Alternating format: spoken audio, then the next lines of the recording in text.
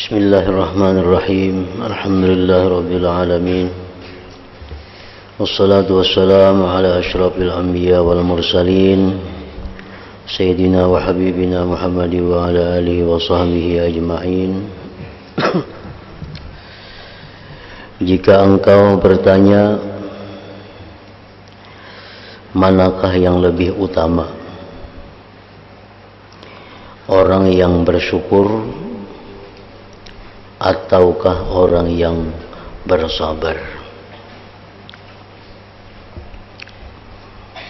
Mana yang lebih baik di sisi Allah, maksudnya mana yang lebih mulia di sisi Allah, orang yang bersyukur ataukah orang yang bersabar?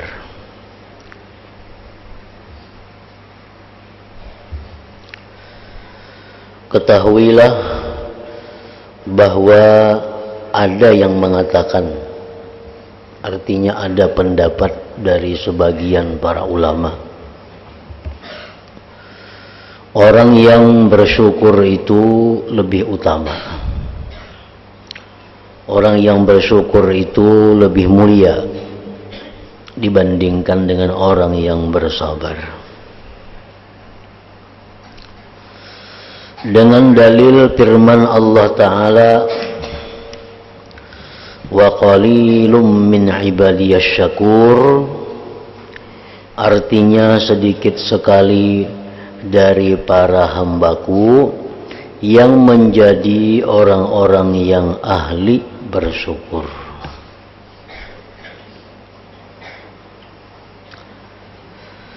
Dalam ayat ini Allah menempatkan orang-orang yang bersyukur sebagai orang-orang pilihan Allah yang paling khusus, istimewa artinya.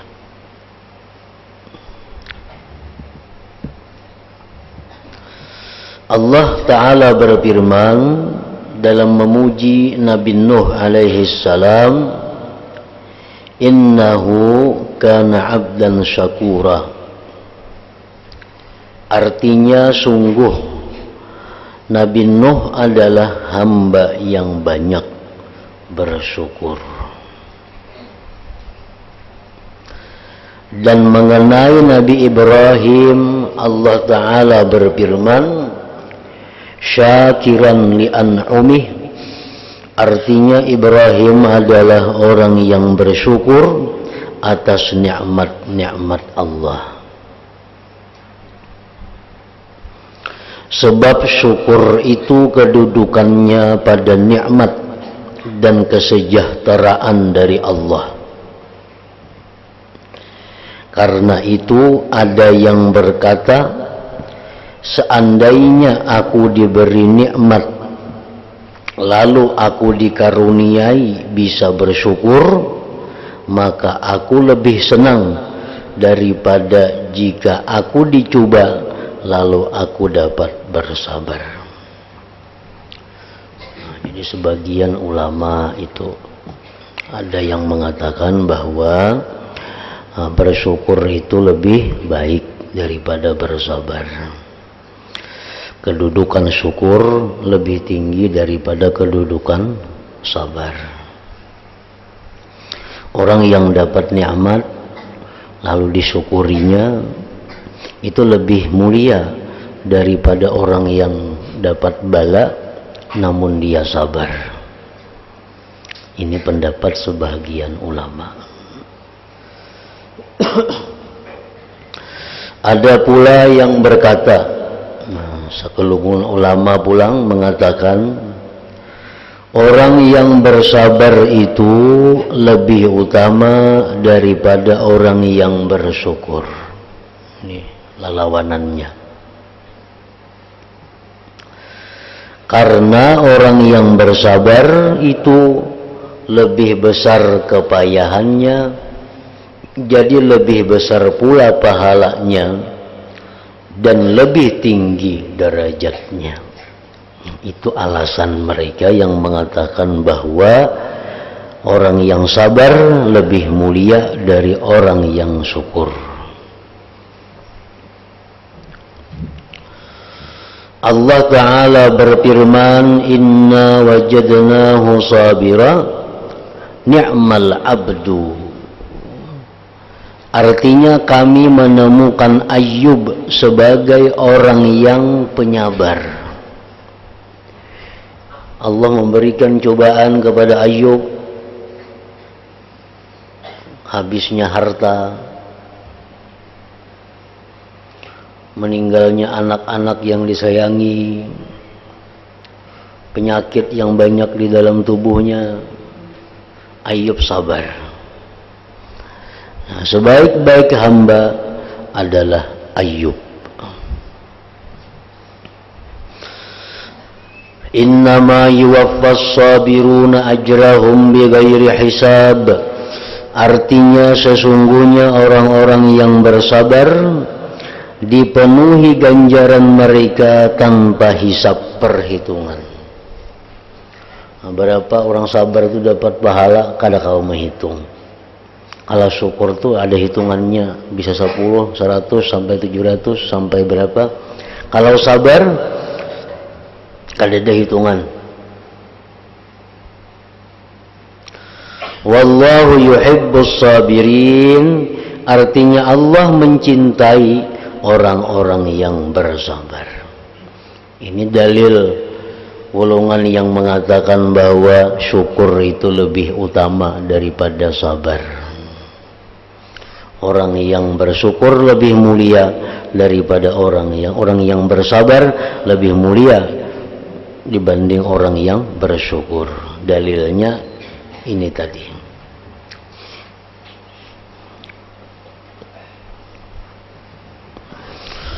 Nah, menurut pendapatku, ujar Imam Ghazali, Mbah Sidin mengisahkan pendapat beberapa orang ulama, pendapat Sidin seorang pulang. Sebenarnya orang yang bersyukur itu pasti juga orang yang sabar.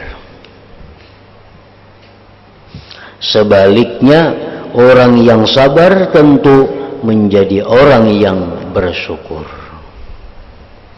Jadi syukur sabar itu bagi Imam Ghazali kadakawa dibanding mana baiknya. Orang yang bersyukur lawan orang bersabar kadakawa dibanding mana mulianya. Karena sabar syukur itu kadakawa dipisah. Orang yang sabar mesti bersyukur. Orang yang bersyukur mesti bersabar. Jadi kadada istilah mana tingginya derajat syukur sabar itu kadada. Ini pendapat Imam Ghazali.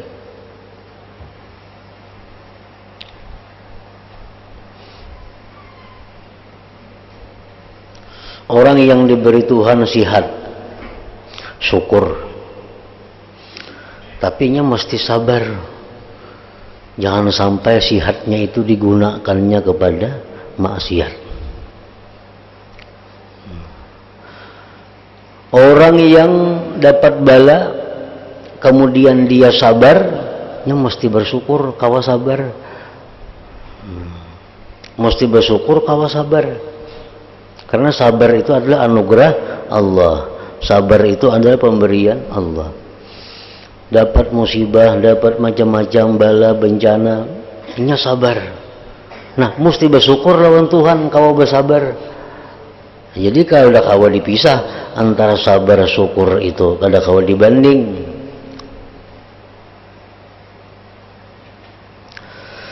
Karena orang yang bersyukur di alam yang penuh ujian ini, orang yang bersyukur di alam dunia ini tidak sepi dari ujian yang memerlukan kesabaran dan tidak boleh mengeluh. Dapat duit berlimpah ruah, malam siang bisukan kamu duit di tangan, syukur lawan Tuhan. Tapi nya mesti sabar menggunakan duit ini, jangan sampai digunakan kepada hal-hal yang dilarang oleh Allah. Mesti sabarnya.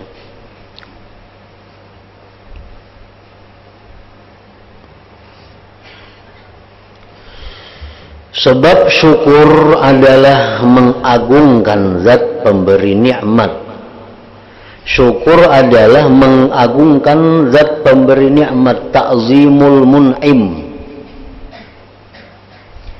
Syukur itu mengagungkan pemberi nikmat Allah Ta'ala dengan batas yang dapat mencegah perbuatan maksiat. Kalau kita gunakan duit untuk maksiat, berarti kita kada syukur ngarannya. Karena syukur itu mengagungkan Tuhan. Bila mengagungkan Tuhan itu kada mau maksiat. Sedangkan mengeluh termasuk maksiat.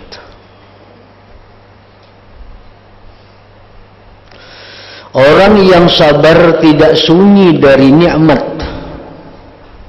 seperti yang telah kuterangkan di atas, bahwa kesengsaraan itu sebetulnya adalah nikmat menurut arti yang sesudah kupaparkan di muka. Jadi sesungguhnya orang yang bersabar itu juga bersyukur kepada Allah. Jika memang ia benar-benar mau bersabar menghadapi kesengsaraan tersebut. Karena orang yang sabar itu menahan nafsunya dari mengeluh demi mengagungkan Allah dan menahan nafsu. Inilah hakikat daripada syukur. Sebab menahan nafsu itu mengagungkan Allah yang bisa mencegah dari perbuatan maksiat, yakni mengeluh tadi contohnya.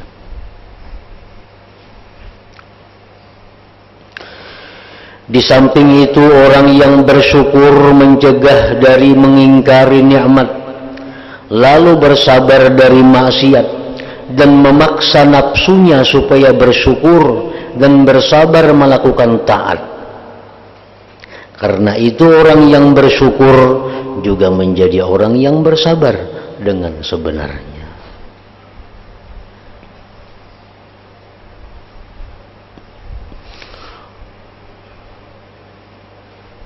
Sedangkan orang yang bersabar itu mengagungkan Allah Ta'ala hingga takzimnya mencegah dirinya dari mengeluh terhadap apa yang menimpa dirinya, dan takzimnya itu juga mendorongnya untuk bersabar.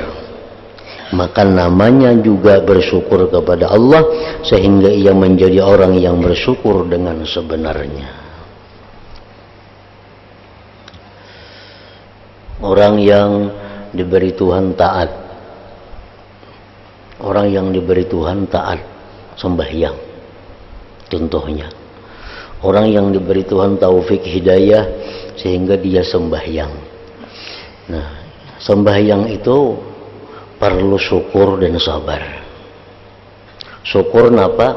Syukur kita dipilih Tuhan jadi orang sembahyang. Sabarnya napa? Sabar melakukan hal-hal yang bisa membatalkan sembahyang. Sabar menahan diri daripada melakukan hal-hal yang mengurangi pahala sembahyang. Sabar menahan diri daripada melakukan hal-hal yang bisa menghapuskan pahala sembahyang. Nah, jadi sembahyang itu adalah taat, perlu syukur dan sabar. Diberi Tuhan maksiat. Nah, maksiat itu pun perlu sabar dan syukur. Orang umpamanya maksiat minum arak, sebutul habis minum arak. Di situ dia mesti sabar. Sabar apa? Sabar untuk memaksa dirinya segera tobat. Memaksa diri pun mesti sabar. Memaksa diri supaya tobat. Dan di situ ada juga syukur. Syukurnya apa? Ini hanya sebutul minum arak. Jika 2-3 butul banyak lagi dosanya. Nah, semacam musibah sama aja. Musibah kehilangan duit. Syukur banyak lang tertinggal. Untuk Allah. Sabar kehilangan yang ada. Nah, nikmat Sama aja juga, syukurnya perlu, sabarnya pun perlu. Jadi kada kawa dipisah, sabar lawan syukur punya bakawan itu. Dan menahan nafsu dari mengingkari nikmat beserta kehendak nafsu untuk mengingkari nikmat adalah kepayahan yang menuntut kesabaran orang yang bersyukur. Ditolongnya orang yang bersabar dan terpeliharanya dari pengingkaran adalah nikmat yang disyukuri oleh orang yang bersabar. Jadi ujar Imam Ghazali, salah satu di antara keduanya, sabar dan syukur, tidak bisa lepas dari lainnya itu bakawannya. Bila orang syukur raja kada kawa, kada ada sabarnya. Orang yang sabar pun mesti ada syukurnya.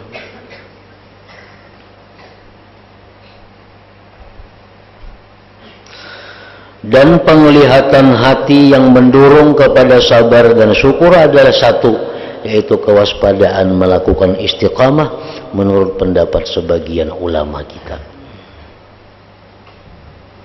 Jadi kalau kita hendak istiqamah, itu diperlukan keduanya, syukur dan sabar tadi. Dari segi-segi inilah Imam Ghazali berpendapat sabar dan syukur itu salah satunya tidak bisa lepas dari yang lain. Ini pendapat yang mu'tamad. Ada pendapat yang mengatakan bahwa syukur lebih baik dari sabar, ada mengatakan sabar lebih baik dari syukur. Nah, pendapat lagi yang mengatakan sabar syukur itu satu, kada kawa dipisah. Nah, pendapat yang ketiga ini yang paling baik. Sabar syukur kada kawa dipisah satu dengan yang lainnya. Camkanlah keterangan ini baik-baik, semoga mendapatkan pertolongan Allah Subhanahu wa taala. Ya Rabbal alamin. Pasal berhubungan dengan keterangan di atas, maka hendaknya engkau memeras kekuatan dalam menempuh akabah yang ringan tetapi besar faedahnya, lagi pula agung pokoknya dan besar derajatnya. Dan renungkanlah dua pokok berikut. Pokok pertama, nikmat hanya diberikan kepada orang yang mengetahui kedudukan nikmat.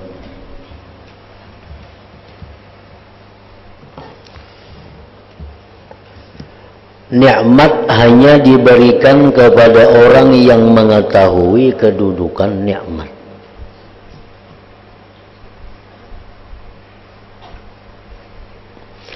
Yang bisa mengetahui kedudukan nikmat hanyalah orang yang bersyukur. Makanya jar Tuhan, wala in syakartum la in syakartum la in syakartum la azidannakum. Kalau kalian tuh bersyukur, aku tambah nikmat itu. Karena Allah kada akan memberi nikmat kecuali kepada orang yang mengetahui kedudukan nikmat itu. Dalil dari apa yang kukatakan ini adalah firman Allah pada menceritakan orang-orang kafir dan menolak mereka. Ahaula'i mannallahu alaihim min bainina. Artinya, apakah orang-orang fakir itu diberi nikmat oleh Allah dari antara kami? Itu perkataan orang kafir Mekah.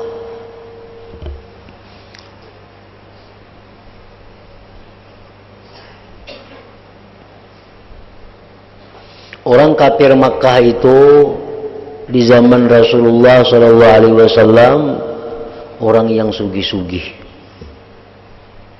orang yang berpangkat-pangkat, orang yang keturunan mulia, itu kafir. Sedangkan yang Islam waktu itu orang-orang miskin, budak-budak, pembantu-pembantu, buruh-buruh, itu yang Islam.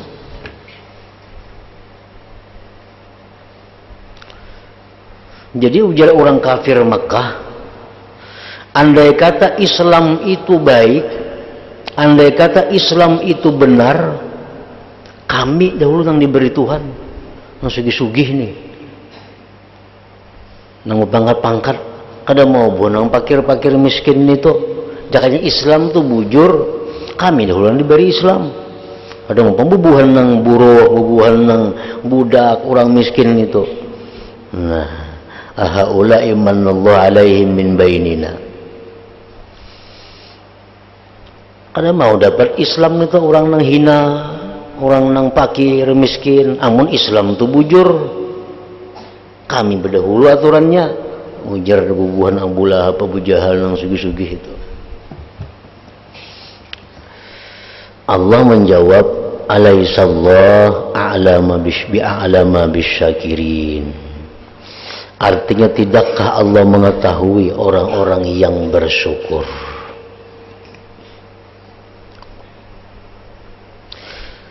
Orang-orang kafir yang bodoh-bodoh menyangka bahwa nikmat yang agung seperti nikmat Islam itu nikmat yang agung, nikmat iman, nikmat yang agung, dan anugerah yang mulia itu hanya diberikan kepada orang-orang yang banyak hartanya, kepada orang yang mulia asal keturunannya dan nasabnya. Itu orang kafir menyangka kayak itu. Mereka berkata, apa perlunya orang-orang fakir itu diberi nikmat yang besar ini? Menurut pendapat kalian, kalau Islam itu ujarnya nikmat yang agung, kalau Islam itu nikmat yang mulia, apa untungnya orang-orang fakir itu diberi? Mestinya kami dahulu yang diberi Allah. Nah sekarang Allah kada memberi kami Islam, berarti Islam itu kada bujur. Nah itu logikanya. Jika Islam itu baik, Islam itu bujur, kami memang dahulu diberi Tuhan karena kami sugih, kami punya kekayaan, punya jabatan, punya keturunan. Dengan nada sombong dan menghina, mereka orang kafir berkata, apakah orang-orang fakir itu diberi anugerah oleh Allah dari antara kami? Lalu dengan tegas Allah menjawab, tidakkah Allah mengetahui orang-orang yang bersyukur? Allah mengetahui orang fakir ini kalau diberi Allah Islam, diberi Allah nikmat iman, ini kawan mensyukuri. Sedangkan orang-orang yang sugih-sugih macam Abu Jahal itu kalau diberi Allah nikmat Islam, ini kada kawan mensyukuri. Lalu kada diberi Allah.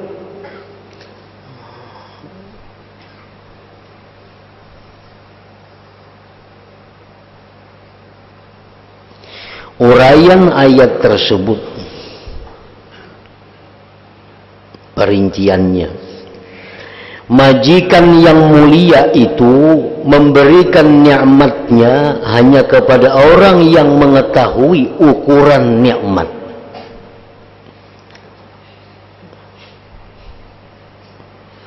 Tuan, atasan, itu sidin memberi nikmat kepada orang yang mengerti lawan nikmat itu. Sedangkan nikmat yang paling agung, nikmat yang paling besar itu nikmat iman. Itu nikmat yang paling agung dari segala nikmat Allah. Nah, Allah kadang memberikan nikmat iman ini kecuali kepada orang yang mengerti, kepada orang yang menghargai nikmat iman itu. Dan yang bisa mengetahui ukuran nikmat tentulah orang yang menghadapi nikmat dengan seluruh diri dan hatinya, sehingga ia memilih nikmat mengalahkan lainnya dan tidak peduli apa yang dipikul berupa beban ungkus untuk menghasilkan nikmat itu. Lalu tiada henti-hentinya berdiri di depan pintu rahmat Allah untuk menghaturkan syukur atas nikmat itu. Orang bodoh bading Nang saikung ini sama-sama mengaji kedua-duanya, sama menuntut ilmu kedua. Nah ading pintar, diberi Tuhan ilmu banyak, nang kakak kada. Kenapa? Tuhan tahu, nang adingnya mau diberi nikmat ilmu, inya kau menjaga nikmat ilmu itu, inya mengerti nikmat ilmu itu. Nang kakaknya kalau diberi nikmat ilmunya kada paham, inya kada bisa menghargai betapa mahalnya nikmat ilmu itu. Dan ilmuku yang terdahulu, ujar Allah, orang-orang yang lemah itu mengetahui ukuran nikmat Islam ini dan bekal bersyukur atas nikmat tersebut. Jadi orang-orang yang lemah itu lebih utama menerima nikmat ini daripada kalian. Orang-orang miskin kayak Bilal, kayak sahabat-sahabat Nabi yang miskin, itu Allah mengetahui kalau diberi Tuhan nikmat Islam ini mensyukuri.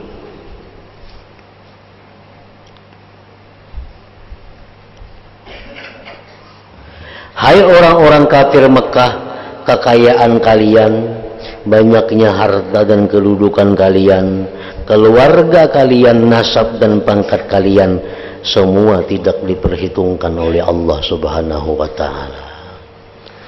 Allah memberikan nikmat iman itu kadang menimbang kekayaannya, kehormatan keturunannya, tapi yang dipertimbangkan Allah, orang ini bila kau mensyukuri nikmat iman, diberi Tuhan iman. Kalian hanya menghitung-hitung nikmat dunia, harta dunia, asal keturunan dan keluhuran nasab, dan sama sekali tidak memperhitungkan agama, ilmu, laku benar dan hak. Kalian hanya mengagungkan dan membanggakan urusan duniawi semata. Nah, oleh karena itu Allah kadang memberi nikmat iman. Namun diberi nikmat iman dirimihkannya. Tetapi cobalah lihat, kalian tidak mau menerima agama Islam ini, ilmu dan kebenaran ini. Jika tidak ada orang yang datang kepada kalian membawa pemberian, sebab kalian meremehkan agama dan ilmu, serta tidak memperhatikan bahwa orang-orang yang lemah, yang fakir miskin di zaman Rasul itu rela mati menyerahkan nyawa mereka, tidak memperdulikan apa yang hilang dan tidak memperdulikan apa yang memusuhi mereka sehubungan dengan agama, ilmu dan kebenaran. Allah mengetahui itu. Bubuhan sahabat-sahabat yang miskin ini kalau diberi Tuhan iman, inya mati-matian mempertahankan iman itu. Nah, orang-orang yang kaya itu kalau diberi imannya kadang menghargai. Oleh karena itu Allah kadang memberi mereka iman kepada orang-orang yang punya keturunan, kedudukan di zaman Nabi itu. Hendaklah kalian ketahui bahwa mereka adalah orang-orang yang mengetahui ukuran nikmat Islam. Pengagungan nikmat ini sudah tertancap dalam hati mereka, dan semua yang hilang selain nikmat Islam mereka anggap remeh.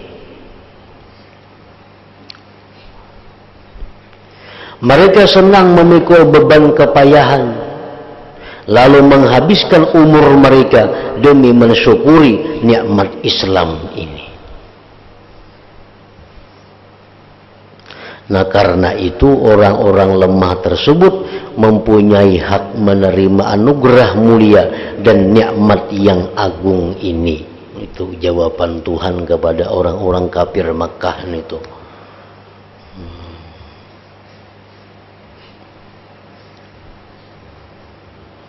Jadi jawaban mereka anggapan orang kafir Makkah bahwa amun Islam tu baik, amun Islam tu bujur, tentu kami dahulu yang diberi Tuhan. Kami orang sugih, kami keturunan mulia. Kada mau buhan yang fakir miskin tu dahulu diberi, amun Islam tu baik. Nah sekarang kami kada diberi Islam, berarti Islam tu kada baik. Nah itu logika ampun bubuhannya. Ujar Tuhan kada demikian.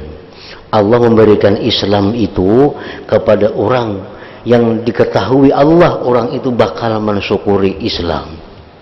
Orang yang mensyukuri Islam itu adalah orang-orang yang menganggap remeh nikmat lainnya. Orang-orang yang rela kehilangan nikmat lain asal adanya Islam itu. Nah, itu yang dikehendaki Allah, yang diberikan Allah nikmat Islam itu. Dan ilmuku yang dahulu, ujar Tuhan, dan mereka aku berikan kekhususan nikmat Islam ini, bukannya kalian itu. Itulah sebabnya ya Tuhan, aku beri nikmat Islam ini kepada orang-orang yang hina, orang-orang yang fakir, orang-orang miskin, bukan kepada kalian yang kaya, yang punya jabatan, punya keturunan.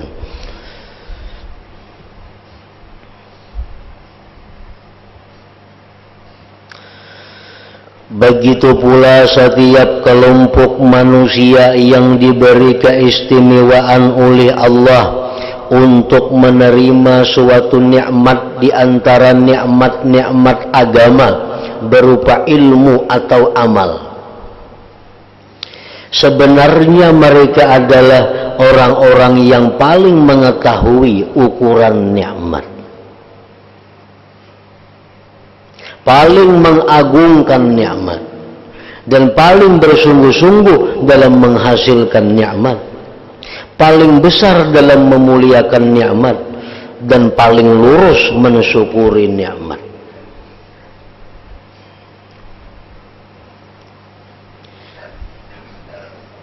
Ada yang saikum manusia diberi Tuhan taufik hidayah yang lebih besar sehingga ini rajin beribadah.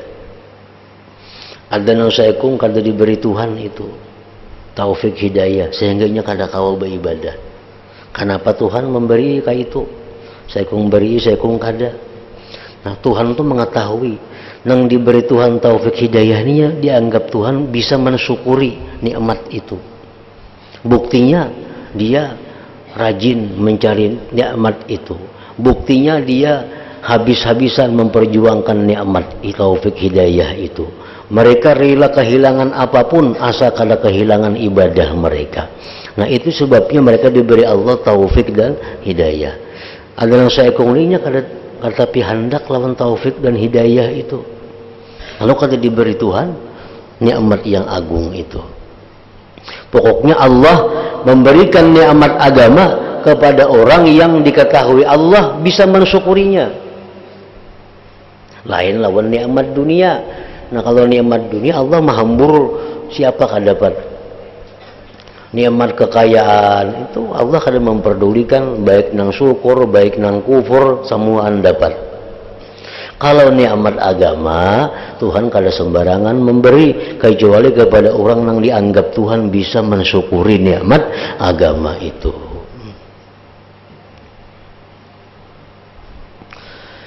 Sedangkan orang-orang yang terhalang dari nikmat agama adalah lantaran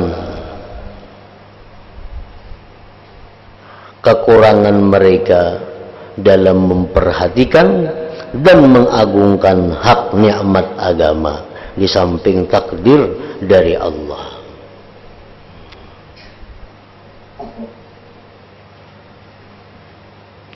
Jadi artinya orang-orang nang kada beilmu, orang-orang nang kada pa ibadah, memang mereka dasarnya sudah kada mementingkan itu. Orang-orang nang kada pa ibadah itu memang hatinya sudah kada menganggap penting ibadah. Jika hatinya menganggap penting ibadah, diberi Tuhan ibadah. Orang-orang nang kada inting ilmu, diberi Tuhan ilmu. Nah, bila hati kita ini meremehkan ilmu, meremehkan ibadah, Allah tahu Tuhannya mau diberi ilmu, diberi ibadahnya diremehkannya juga, nah kada diberi Allah.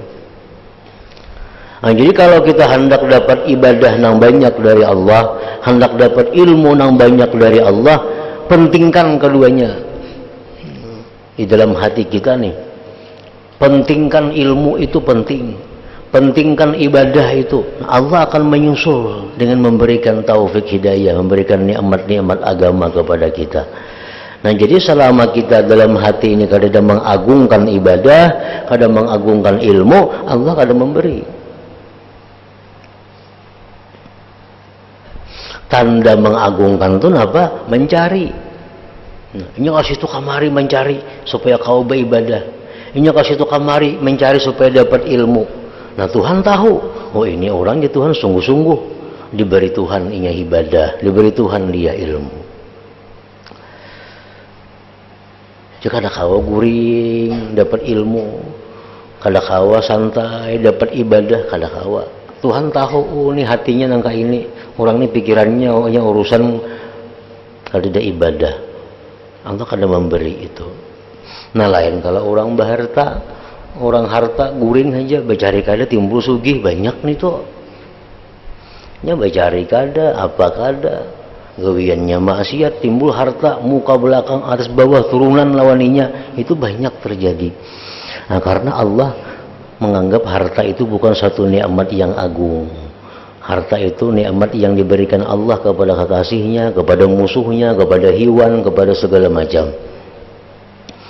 Kalau hendak nikmat agama, hendak nikmat ibadah, itu mesti dari hati kita dahulu. Agungkan nikmat itu. Niscaya Allah akan memberi. Mun kita ini basic anak buah ini pembarang, ini kadang menghargai lawan kendaraan, ini pembarang lawan kendaraan. Malah kita mau unjuk kendaraan duanya kada wani mau unjuk kita. Orang ini bisa sepeda kada bisa, nah sepeda pakai kada mau. Tapi kalau orang ini sudah ahlinya bersepeda, pintar merawat sepeda, diberi tuan sepeda. Nah, jadi pimpinannya pakai sepeda ini, si tahu ini orang syukur dengan sepeda ini, bisa memperhatikan sepeda itu, kendaraan itu. Nah, sama nikmat agama pun demikian. Bila mana kita mengagungkan nikmat agama, kita bersungguh-sungguh memperhatikan nikmat agama, Allah akan memberikan nikmat itu kepada kita. Sedangkan orang-orang yang terhalang dari nikmat agama adalah lantaran kurangnya mereka dalam memperhatikan dan mengagungkan hak nikmat agama, di samping takdir dari Allah Subhanahu wa taala. Hingga situ andai kata